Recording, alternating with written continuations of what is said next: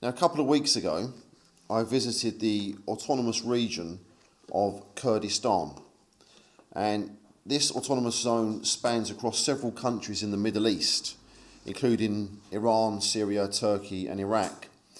And it's northern Iraq, or Kurdistan if you ask the local people, where my visit took place. Now, ladies and gentlemen, you may think it's a little bizarre for me to start a conference speech about Britain talking about Kurdistan, but the Kurdish people have long aspired to have a country of their own, and this desire is rooted in historical, cultural and political factors. Their patriotism and longing for nationhood stem from their unique identity and long-standing struggles. And it seems to me that this inherently proud and unique people are blessed with the wisdom of patriotism, a deep-seated appreciation of their uniqueness and ethnic identity. The Kurds have a rich culture, a history, a language, and traditions that set them apart from the Arabs, Turks and Persians among whom they live. For centuries they have maintained their identity despite being divided across the borders of several countries after the collapse of the Ottoman Empire. Like many ethnic groups around the world, the Kurds seek the right to govern themselves, make decisions about their future, and protect their language, culture and way of life. This desire for self-determination is a core principle of nationalism, which fuels their quest for independence.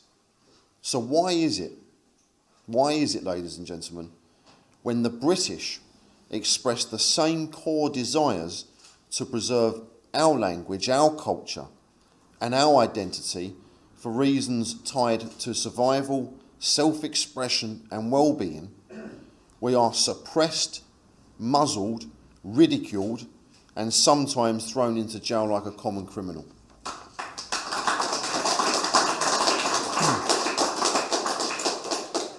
A year after the October 7th attacks, pro-Palestine protests still plague Britain's streets. But across the entirety of Iraqi Kurdistan, when I was there just 2 weeks ago, there were no protests. There was no flags, posters, slogans, banners, marches or anything else. In contrast, this very week, while walking through a North London suburb not far from here, I saw more badges supporting Palestine than I did our traditional poppy, which I'm proudly wearing today to commemorate troops that have given their lives. A country with a disparate and disunited culture simply will not succeed, and I fear that this is where Britain is heading. Because without a country of our own, and as a minority ethnic group, we could be subjected to policies and laws that may not reflect our interests or protect our rights. We may face repression or discrimination as we become governed by a majority group with different priorities. Just imagine Sadiq Khan as our Prime Minister. I mean, he's bad enough as London Mayor, I think we'll probably agree. Now, let's take a little bit of time to assess where the currently native British majority stands. Speaking to Steve Erdington on GB News, Professor Matt Goodwin recently commented that white Britons will be a minority by about 2070. Some think it's a little earlier than that. Already towns and cities like Leicester, Birmingham, Luton, London have minority native British status. Let's make this clear. White Britons could be a minority within our lifetimes and will possibly face discrimination. For example, racial bias in some workplaces or discrimination in housing or social stereotyping and or hostility in multicultural areas, so-called cultural appropriation, anti-white sentiments in political or cultural discourse, and of course the two-tiered policing and judiciary, which Roberta has spoken about already today. This is already happening. Here's just a very, very brief example of where this is in practice. Recently in our education system, pupils at a Haringey school in North London were excluded from lessons reserved solely for black students. but the establishment and the elites, with their luxury beliefs, want to conceal that from you. So I conducted some very brief research. I Googled the search phrase white discrimination in Britain. Now here's a list of a few results from the 10 returned on the first page of Google. And remember that my search phrase was white discrimination in Britain. Topping the results was our old friend, the Guardian newspaper, discussing minority discrimination in Britain, not white discrimination. Number 2 was Migration Observatory, and they led with the headline, Migrants and Discrimination in the UK. Then the polling company YouGov, featuring the headline, Who Faces Greater Discrimination, Ethnic Minorities or White People? I should add that the poll was conducted in conjunction with the Guardian newspaper, so nothing more to say there. Stop Hate UK, also featuring the top 10, as well as Al Jazeera, with a headline, and I quote, All the ways white people are privileged in the UK. And then there was the conversation on how whiteness is at the heart of racism in Britain. If I substituted the word whiteness for blackness, before the conclusion of this conference, I believe I'd probably be dumped in a prison cell. I'm just going to remind you what my search phrase was. It was white discrimination in Britain. It's almost as if the Google results were rigged. Some people may say that it doesn't matter, that white Britons have possessed privilege over ethnic minorities. But native Britons, like the Kurdish people and other unique groups, deserve their own identity, territory in which to express that said identity. And if the globalists and the politicians continue to deny the existence of anti-white British sentiment, we will unwittingly surrender our traditions and subsequently our country. So what makes us unique? Why is Britain worth preserving? Our long history of institutions, a deep-seated connection to historical traditions, ceremonies and ancient customs. That's what makes us unique. A colonial past and global influence to be proud of, including the English language and our legal systems. Literature and the arts. We've produced some of the most influential writers, poets and artists, including William Shakespeare, Jane Austen, the Bronte sisters, Dickens, Orwell, Chaucer, Tolkien, Burns, among hundreds of others. And of course our military dominance, through a combination of innovation and strategic and economic strength, with a formidable naval power and a military unrivalled in the history books. These are accomplishments to be proud of, just like other groups.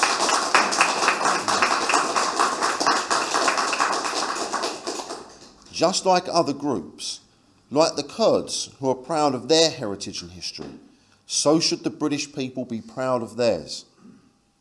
But sadly, we're often ashamed of our history, and indeed our culture. GB News presenter Bev Turner recently said, and I quote, "A summer fete at a local school near me just last summer, one of the mums said, should we put out some Union Jacks on the afternoon tea stall? And one of the other mothers said, I think that's a little problematic, don't you?" Utter nonsense. Utter nonsense.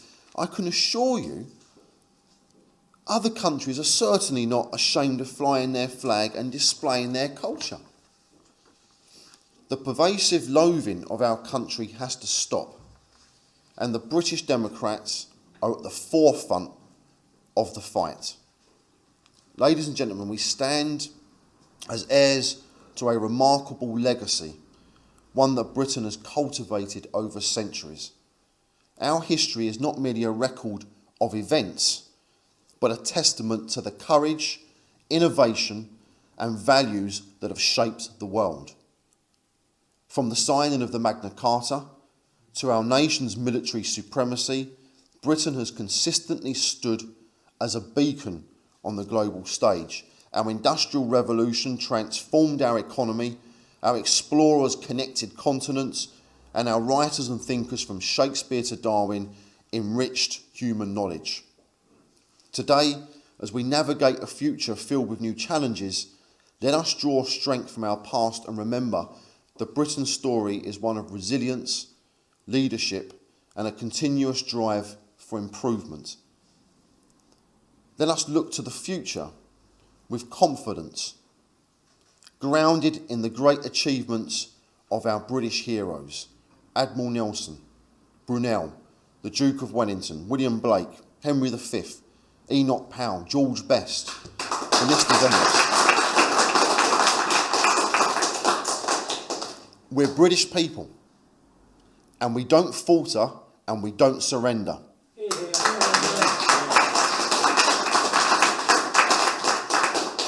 And I want our political opponents to know this. As British Democrats, we have a mammoth task before us. Political struggle is critical to cultural preservation. It's the framework within which our culture will thrive, evolve, and resist erasure in the face of wokeism and global challenges. And without the British Democrats, our country risks losing the unique traditions and values that define the British identity. At times, as I sort through news articles and podcasts that, intentionally or not, depict Britain's decline, the struggle I mentioned can feel overwhelming. But then I find myself here, surrounded by enthusiastic British Democrats, members and activists, in a packed conference room filled with friends, some familiar, others new, and my sense of optimism quickly returns.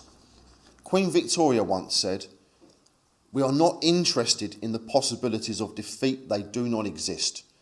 And I agree.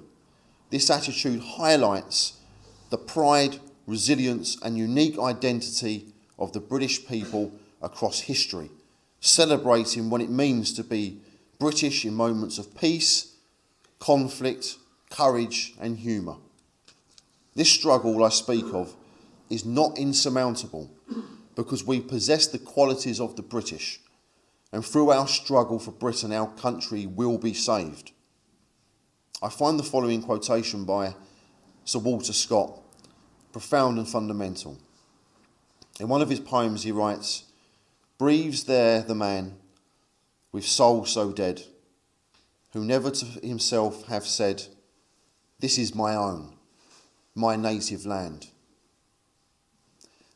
I like to think that Scott reflects on the deep-seated connection that people have with their native land, emphasising how essential it is to feel pride and love for one's country. He's exploring the powerful connection between people and their homelands, suggesting that anyone with a living soul would naturally feel pride, love, loyalty to the land that they consider home.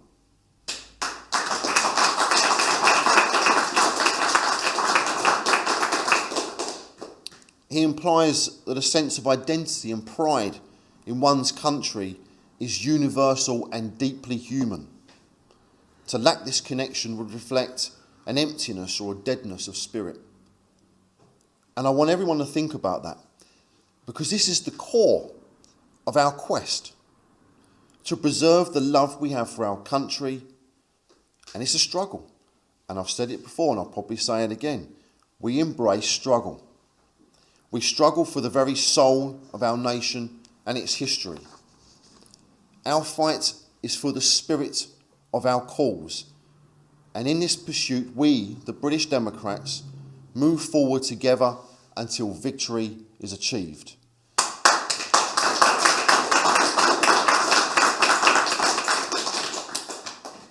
The struggle is challenging because we are striving for something profound, and meaningful achievements are never easily won. We are working toward nothing less than a transformation in the mindset of our people. We must prove ourselves worthy of this mission. For those called to lead carry the responsibility of guiding others towards a renewed and elevated society. And we, the British Democrats, are leading. And we will continue to lead. And we will win because Britain deserves it. We in this room deserve it. Those watching online deserve it. Our war dead who fought to preserve Britain deserve it. But more importantly, our children, our grandchildren, and those not yet born deserve victory. And rest assured, ladies and gentlemen, the British Democrats are the vehicle for that victory.